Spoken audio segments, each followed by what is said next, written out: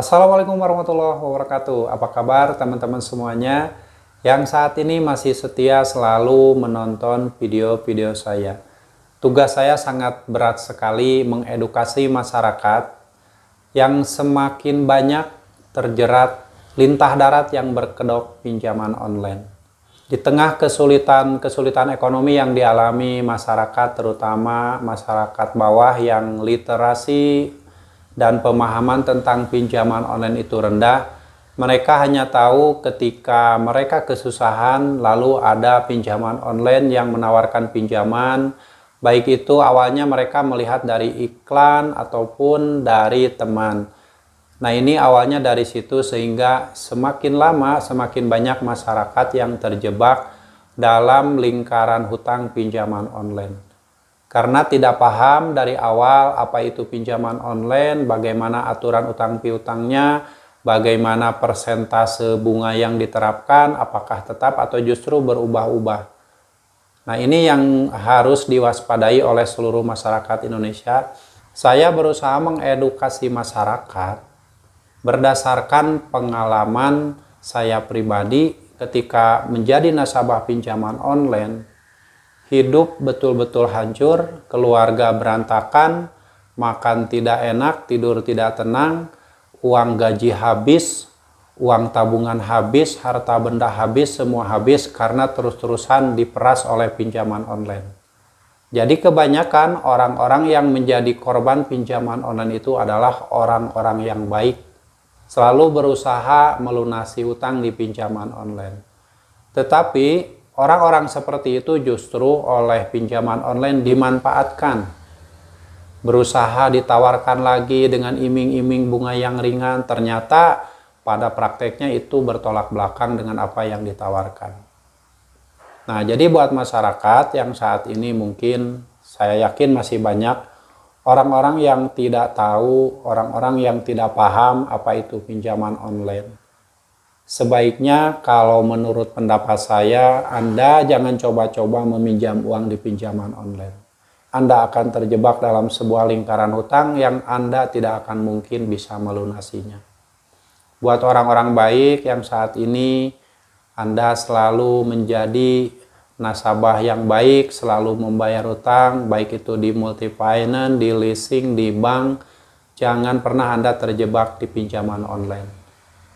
Karena saya sangat menyayangkan ketika orang-orang baik tersebut dimanfaatkan oleh oknum dari pinjaman online untuk diperas habis-habisan harta bendanya.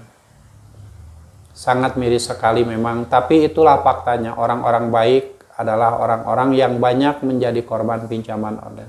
Selain orang-orang yang memang tidak paham, literasinya rendah, karena kurangnya edukasi dari masyarakat sekitar ataupun dari orang-orang yang setiap harinya mengedukasi kepada masyarakat tersebut. Edukasi dan penjelasan yang dilakukan oleh otoritas jasa keuangan itu hanya bersifat teori saja. Sehingga prakteknya di lapangan susah sekali bisa mengedukasi masyarakat. OJK hanya bilang hati-hati dengan pinjaman online ilegal. Karena OJK sudah punya pinjaman online yang sudah legal, sudah terdaftar, sudah diawasi oleh otoritas jasa keuangan. Tapi perlu Anda pahami, pinjaman online legal yang saat ini di bawah pengawasan OJK itu justru cara penagihannya banyak yang lebih kejam. Tetapi liciknya mereka ketika menagih itu tidak menyebutkan nama aplikasinya. Sehingga masyarakat ketika akan mengadukan juga tidak cukup bukti apakah ini betul dari pinjol ilegal atau bukan. Itulah sulitnya membuktikan bahwa cara-cara penagihan yang dilakukan oleh pinjaman online legal itu betul-betul tidak beretika. Karena mereka juga sudah tahu kalau mereka menyebutkan nama aplikasinya, mereka akan dilaporkan oleh masyarakat atau akan dilaporkan ke otoritas jasa keuangan. Nah, makanya mereka mengakali bagaimana caranya agar semua penagihan dari pinjaman online legal itu tidak terdeteksi bahwa itu dari pinjol legal. Itulah yang harus dipahami oleh masyarakat di seluruh Nusantara ini yang mungkin ada yang menemukan video saya ini. Anda harus paham bahwa pinjaman online yang statusnya legal di OJK itu hanya namanya saja. Namanya pinjol legal, status legal, terdaftar di Otoritas Jasa Keuangan. Tetapi dalam prakteknya itu betul-betul banyak yang melanggar. Cuman ya itu, aturan-aturan yang ada di Otoritas Jasa Keuangan itu seolah-olah hanya aturan saja.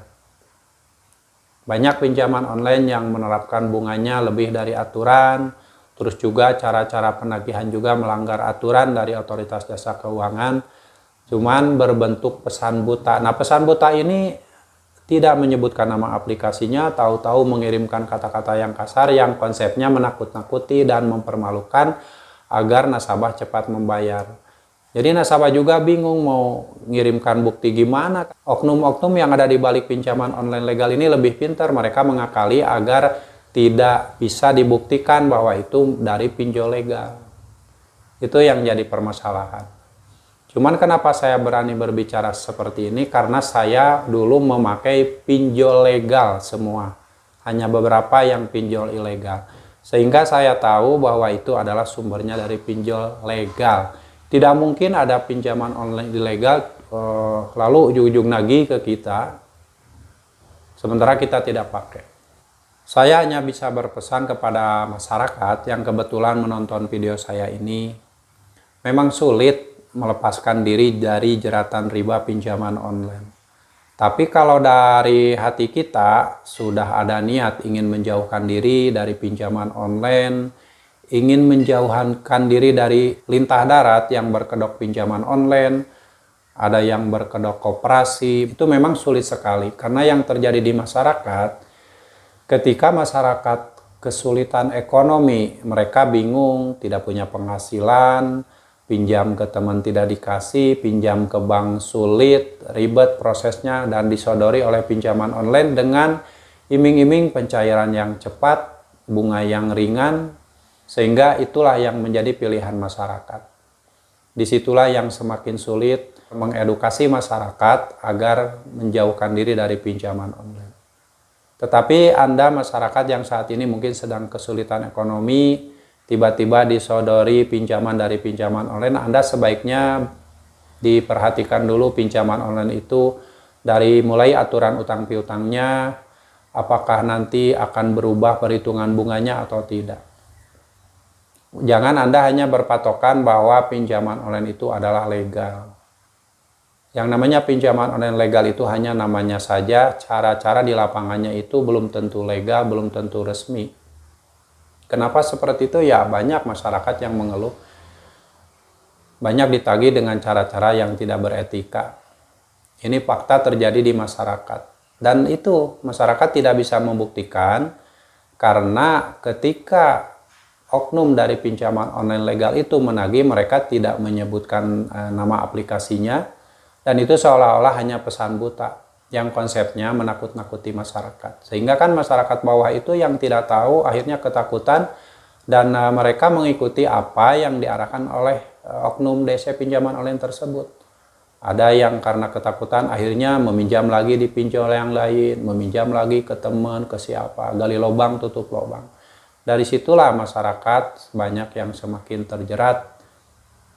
Ya masih mending kalau pinjamnya misalkan ke teman, ke saudara. Ini kalau misalkan diarahkan lagi untuk meminjam di aplikasi pinjaman online yang lain, itu akan lebih sangat fatal sekali.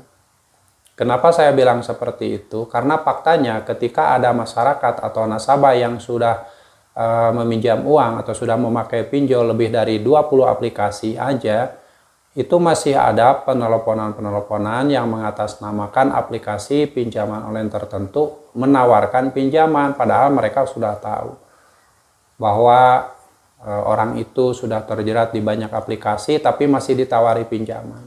Itulah kejamnya pinjaman online.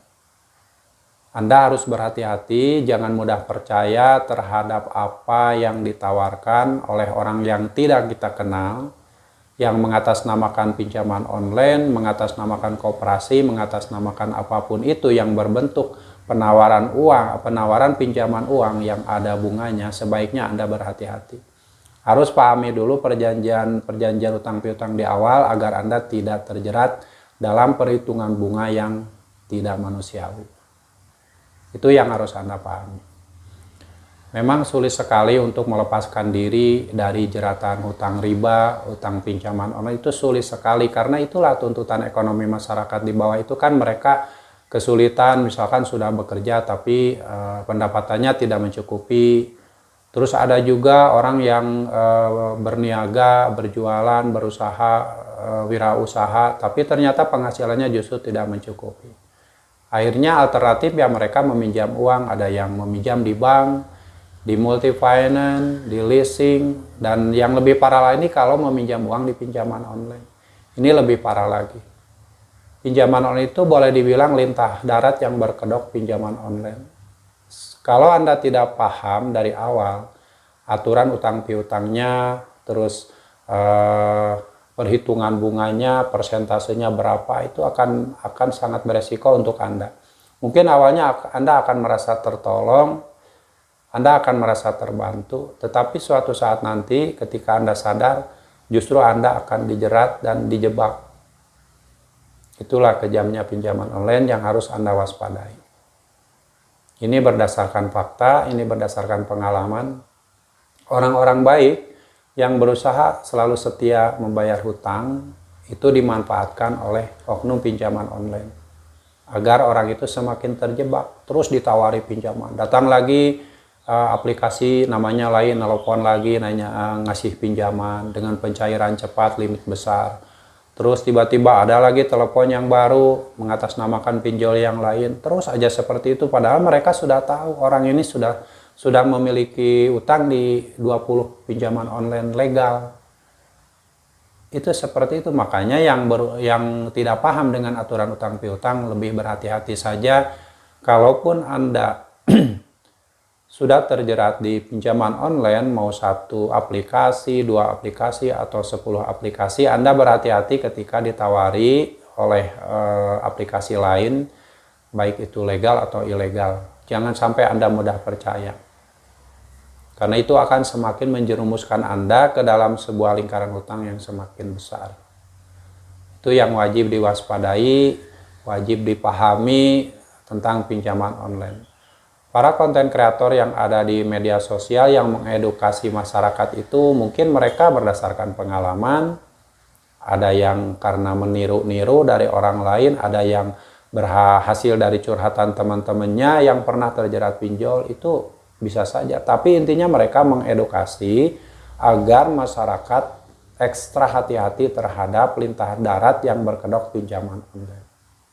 Pinjaman online itu boleh dibilang lintah darat. Mereka hanya mengatasnamakan sebuah perusahaan pinjol tertentu dan dipayungi oleh otoritas jasa keuangan sehingga mereka akan mudah dipercaya oleh masyarakat bahwa itu adalah pinjaman online legal. Tapi dalam prakteknya itu banyak yang konsepnya menjebak. Sebagai contoh menjebak itu misalkan dilihat di iklan. Masyarakat melihat iklan itu pinjam 1 juta. Harus dikembalikan 1.050.000 itu di iklan, tenor 30 hari misalkan. Nah, ketika masyarakat menginstal atau login ke aplikasi tersebut, pinjam 1 juta itu cairnya hanya 700.000. Lalu harus dikembalikan 1.140.000 dalam waktu 14 hari. Nah, coba bayangin perhitungannya berapa, itu lebih dari 50%. Nah, itulah yang harus diwaspadai, jangan sampai Anda terlalu terhanyut di jeratan-jeratan pinjaman online. Jangan mudah percaya terhadap yang namanya tawaran-tawaran utang di pinjaman online. Orang yang tidak pernah minjol aja itu pasti sasaran empuk ketika data-datanya sudah ada di website pinjaman online. Karena nasabah yang sudah terjebak di banyak aplikasi juga masih ditawari, apalagi orang yang belum pernah minjol. Itu pasti gimana caranya agar bisa minjol, bisa minjam uang di pinjol, ditawarilah berbagai macam cara. Yang namanya strategi marketing kan harus yang terbaik agar masyarakat percaya. Ditawari limit misalkan 80 juta, tenor 1 tahun, periode pembayaran per bulan sekian, itu kan kalau dihitung seolah-olah ringan kan bunganya. Tapi setelah dicoba, login, verifikasi, lalu mengajukan pinjaman, itu banyak jebakan yang terjadi. Walaupun mungkin tidak semua pinjaman online legal melakukan itu. Tapi ada pinjaman online yang menjebak seperti itu. Masyarakat atau nasabah meminjam uang dengan tenor 1 bulan misalkan. Tapi dicairkan tenornya justru 3 bulan. Sehingga mereka mendapatkan keuntungan dari perhitungan bunga yang lebih besar.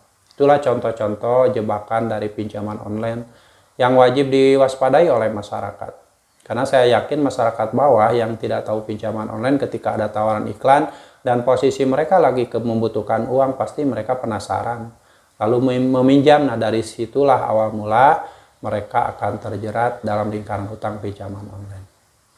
Oke ya, semoga ini sharing bermanfaat. Ini hanya sebatas obrolan santai saja yang mudah-mudahan bisa mengedukasi masyarakat. Jadi teman-teman yang ada di konten kreator, terutama di YouTube itu berusaha menjauhkan masyarakat dari jeratan hutang pinjaman online yang tidak akan pernah selesai. Berurusan dengan pinjol itu tidak akan pernah selesai. Apalagi Anda ditawarkan harus ketika jatuh tempo itu harus membayar dengan perpanjangan, terus ada yang ditawarkan cicilan, itu tidak menyelesaikan masalah. Ketika Anda membayar perpanjangan yang disarankan oleh DC pinjaman online, itu tidak mengurangi hutang pokok. Anda hanya membayar perpanjangan, misalkan 7 hari ke depan, lalu berikutnya karena sudah lewat 7 hari Anda tidak punya uang lagi untuk melunasi, akhirnya ditawar lagi perpanjangan, misalkan 300.000 per 7 hari atau 200.000 per 7 hari, tergantung nilai nominal hutangnya. Itu hutang Anda sementara tidak berkurang, Anda hanya diperas aja itu per minggu bayar 300.000, minggu berikutnya bayar 300.000, itu seperti itu, sementara hutang Anda tidak berkurang. Itulah pinjaman online, dan ini terjadi pada pinjol legal. Jadi Anda sebaiknya berhati-hati ketika Anda berurusan dengan pinjaman online manapun, mau legal atau ilegal sama saja. Hanya beda status saja, legal itu terdaftar di OJK, ilegal tidak terdaftar di OJK. Tapi cara dan praktek di lapangan itu hampir sama. Oke, semoga bermanfaat dan tetap berhati-hati. Buat teman-teman yang saat ini sudah terlanjur terjerat hutang di pinjaman online, semoga Allah segera memberikan solusi terbaik pada Anda dan segera diberi rezeki yang berlimpah agar Anda segera bisa menyelesaikan semua permasalahan Anda. Dan buat teman-teman yang belum pernah mengenal pinjaman online, untuk ekstra hati-hati dan jangan pernah coba-coba meminjam uang di pinjaman online ketika Anda tidak paham dengan aturan utang piutang yang ada di aplikasi pinjaman online tersebut. Sampai jumpa lagi di video saya selanjutnya. Wassalamualaikum warahmatullahi wabarakatuh.